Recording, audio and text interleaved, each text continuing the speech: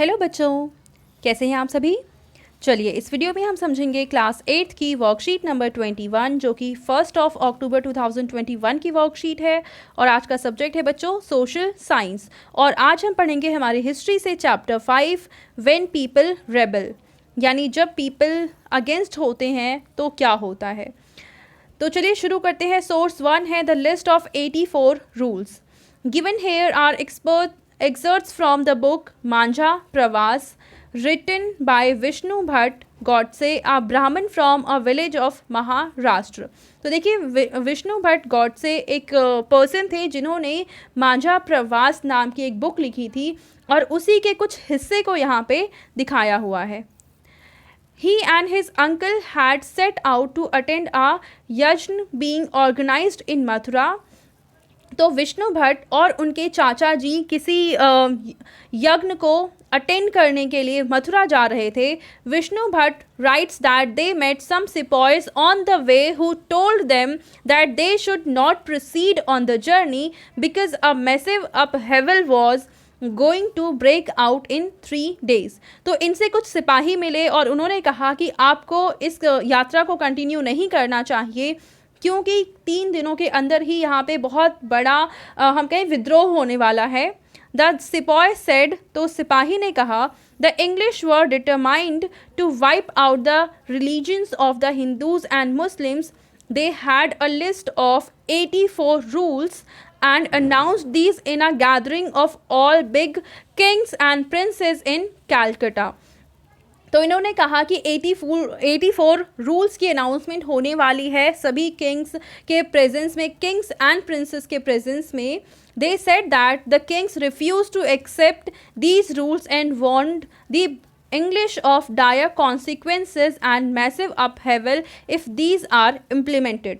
तो इन्होंने जो 84 रूल्स की अनाउंसमेंट करी थी उसका विरोध किया था, उसके अगेंस्ट हो गए थे सारे किंग्स और प्रिंसेस। और उन्होंने कहा कि अगर आप इसको एक्सेप्ट करते हो, इसको कंटिन्यू करते हो, तो इसके कॉन्सिक्वेंसेस बहुत ज़्यादा बुरे होंगे। That the kings all return to their capitals in great anger. और सभी जो किंग्स हैं वो वापस अपने अपने एरिया में चले गए हैं और उनके अंदर बहुत ज़्यादा गुस्सा है। All the big people began making plans, और सभी ने प्लान बनाने शुरू कर दिए हैं। A date was fixed for the war of religion and the secret plan had been circulated from the cantonment in Meerut by letters sent to different cantonment. और plan शुरू हो चुका है कि अंग्रेज़ों का, जो ब्रिटिशर्स हैं उनके अगेंस्ट कुछ ना कुछ प्लानिंग चल रही हैं और बहुत सारे लोग आपस में कोऑर्डिनेट कर रहे हैं, लेटर्स भेज रहे हैं एक कैंटोनमेंट एरिया से दूसरे कैंटोनमेंट एरिया में, और 2-3 दिन में कुछ ना कुछ बहुत बड़ा होने वाला है। ठीक है, तो ये तो हमने पढ़ा पहला सोर्स। अब हम पढ़ेंगे second source. There was soon excitement in every regiment. तो चलिए इसको हम शुरू करते हैं पढ़ना। Another account we have from those days are the memoirs of सूबेदार सीताराम पांडे। तो देखिए एक संस्मरण है, एक सूबेदार थे सीताराम पांडे, उन्होंने ये लिखा था। Sitaram Pandey was recruited in 1812 as a sepoy in Bengal native army and retired in 1860। तो 1812 में ये इनका रिक्रूटमेंट हुआ था और 1860 में ये रिटायर हो चुके थे आर्मी से। He helped the British to suppress the rebellion, though his own son was a rebel and was killed by the British in front of his eyes। अब क्योंकि ये सूबेदार थे ब्रिटिश आर्मी में, तो इनका काम था जितने भी रिबेलियन था, जितने भी रेबल्स हैं सभी को सप्रेस करने का। पर उस रेबल्स में एक रेबल इनके बेटे खुद थे और ब्रिटिशर्स ने इनकी आंखों के सामने उन्हें मार दिया था।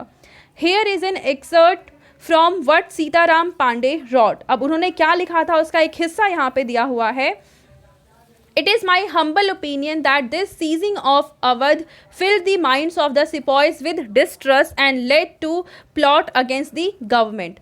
अब हम पिछली वर्कशीट में पढ़ चुके हैं कि 1856 में ब्रिटिशर्स ने अवध को एनेक्स कर लिया था, अपने एरिया में मिला लिया था, जिसके खिलाफ बहुत सारे लोग हो गए थे। और यही कारण था कि जितने भी सिपाही थे सभी के अंदर डिस्ट्रस्ट था। अब वो ट्रस्ट नहीं कर पा रहे थे गवर्नमेंट के ऊपर और उनके against planning and plotting start हो चुकी थी।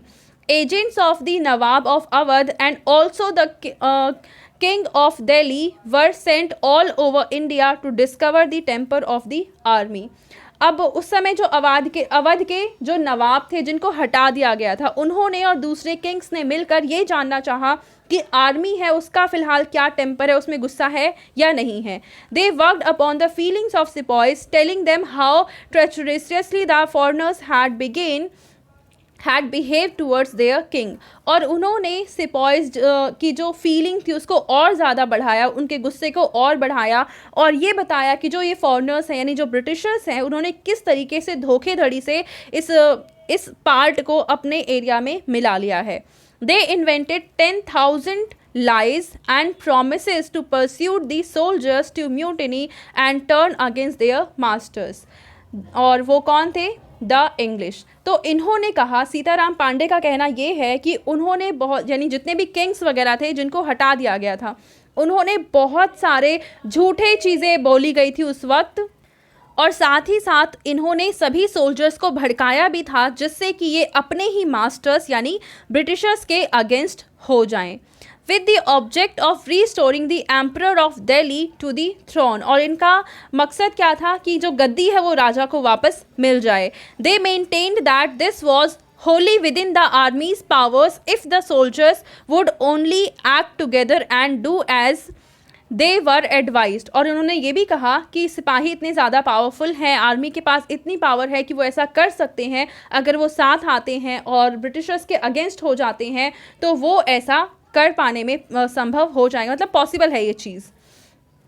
It is chance that about this time the Sarkar sent parties of men from each regiment to different garrisons for instructions in the use of the new rifle. अब ये chance की बात है कि उसी समय न्यू राइफल को introduce किया गया था और उसको किस तरीके से चलाया जाएगा, उसको यूज़ किस तरीके से किया जाएगा, उसकी ट्रेनिंग के लिए अलग अलग रेजिमेंट से जो सोल्जर्स थे उनको अलग अलग जगह भेजा गया था जिससे वो ट्रेनिंग ले सकें. These men performed the new drill for some time until a report got about by some means or the other that the cartridges used for these new rifles were greased with the fat of cows and pigs. और धीरे धीरे खबर फैलनी शुरू हो गई कि जो ये कैट्रिज यूज़ कर रहे हैं उसमें फैट है काउस का एंड पिग्स का. एंड काउस जो हैं वो हिंदूज़ के रिलीजन्स के अगेंस्ट हैं और जो पिग्स के जो फैट हैं उनको मुंह से पकड़ना और तोड़ना ये मुस्लिम के रिलीजन के अगेंस्ट थे. The main from a regiment wrote to others in the regiment telling them about this and there was soon excitement in every regiment. और ये जो खबर थी वो एक के बाद दूसरे में फैलती गई, यानी लोग जो यहाँ पे सिपॉइज थे वो अपने रेजिमेंट के लोगों के साथ साथ ये खबर दूसरे रेजिमेंट को भी शेयर कर रहे थे और इस तरीके से सभी रेजिमेंट में एक तरह से ये काफ़ी जो अफवाह है फैल चुकी थी और लोग बहुत ज़्यादा गुस्सा हो चुके थे. As I have already mentioned, the sepoys' minds had been inflamed by the seizure of Awadh. और ऑलरेडी जो सिपॉइस थे उनमें गुस्सा पहले से ही था, डिस्ट्रेस भी था अंग्रेज़ों के अगेंस्ट क्योंकि उन्होंने अवध को अपने कब्जे में ले लिया था. Interested parties were quick to point out that the great aim of the English was to turn us all into Christians. और इन्होंने ये भी साथ में लिखा है कि जो इंटरेस्टेड पार्टीज़ थी यानी कि जो किंग्स वगैरह थे जिन्हें रिमूव कर दिया था उन्होंने इसमें आग में घी डालने का काम किया और ये कहा कि ये अंग्रेज़ों की एक चाल है क्योंकि वो हमें क्रिश्चियंस बनाना चाहते हैं, इसलिए वो हमारे सेंटिमेंट्स को हर्ट कर रहे हैं. And they had therefore introduced the cartridge in order to bring this about. Since both, यहाँ पे आई थिंक मॉम्पटन आएगा, मॉम्पटन and Hindu would be defiled by using it. तो इनका ये कहना था कि इसको इसीलिए लाया गया है जिससे कि इसको यूज़ करने के बाद जो मॉम्पटन्स है वो मॉम्पटन नहीं रहेंगे और जो हिंदूज़ हैं वो हिंदूज़ नहीं रहेंगे क्योंकि इन दोनों के रिलीजन्स को हर्ट करने वाली चीज़ों को उसमें यूज़ किया गया था, यानी कि काऊ के फ़ैट को एंड जो पिग है उसके फ़ैट को यूज़ किया गया था. तो इनका मानना ये है कि ये सिर्फ एक र्यूमर था, इसमें कोई सच नहीं था.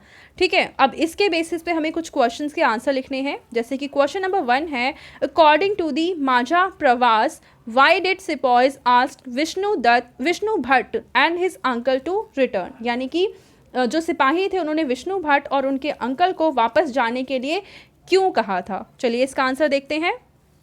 तो देखिए क्वेश्चन नंबर 1 का आप आंसर लिखेंगे, sepoys asked Vishnu Bhatt and his uncle to return because a massive upheaval was to break out due to 84 rules. यानी उन्होंने उन्हें वापस जाने के लिए इसलिए कहा क्योंकि वहाँ पे एक बहुत बड़ा विद्रोह हो सकता था 84 रूल्स की वजह से। ठीक है, चलिए सेकंड क्वेश्चन देखते हैं।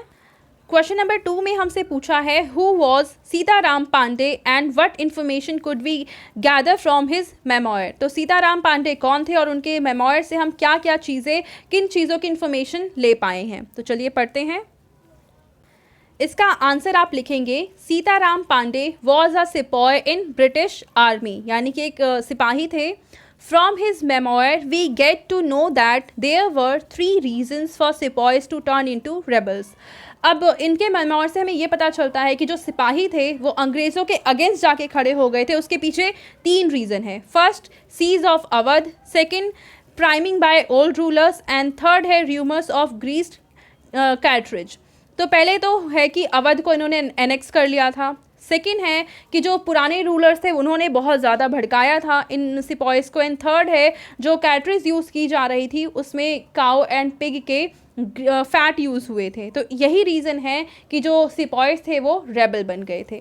ठीक है, चलिए नेक्स्ट देखते हैं। इसमें हमसे पूछा हुआ है थर्ड क्वेश्चन में, why were the Indian soldiers of British army field with distrust. यानी ब्रिटिश आर्मी के जो इंडियन सोल्जर्स थे उनमें डिस्ट्रस्ट क्यों पैदा हो गया था? चलिए देखते हैं। तो इसका आप आंसर लिखेंगे, Indian soldiers of British army were filled with distrust due to seizing of Awadh. क्योंकि ब्रिटिशर्स ने अवध को सीज कर लिया था, यही रीज़न था कि जो इंडियन सोल्जर्स थे उनमें डिस्ट्रस्ट पैदा हो चुका था। नेक्स्ट क्वेश्चन देखते हैं। फोर्थ क्वेश्चन है, how could the memoirs helpful in understanding history elaborate. यानी जो मेमोयर होते हैं, संस्मरण होते हैं, वो हिस्ट्री को समझने में किस तरीके से हमारी हेल्प करते हैं उसको एक्सप्लेन करना है। तो चलिए इसका आंसर लिखते हैं हम। आप इसका आंसर लिखेंगे, memoirs are very helpful in understanding history as it gives us tremendous knowledge about that particular time of period of time.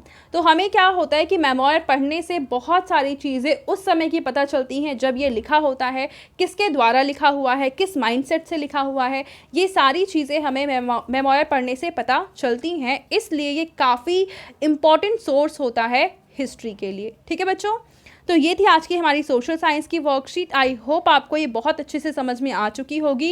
And in case आपको कोई प्रॉब्लम है तो कमेंट सेक्शन में जाके आप प्रॉब्लम पूछ सकते हैं। कोई फीडबैक देना है तो आप वो भी जाके वहाँ बता सकते हैं। और अगर आपको ये वीडियो पसंद आई है तो उसको लाइक करें, अपने फ्रेंड्स के साथ शेयर करें एंड इस चैनल को सब्सक्राइब करें। Thank you.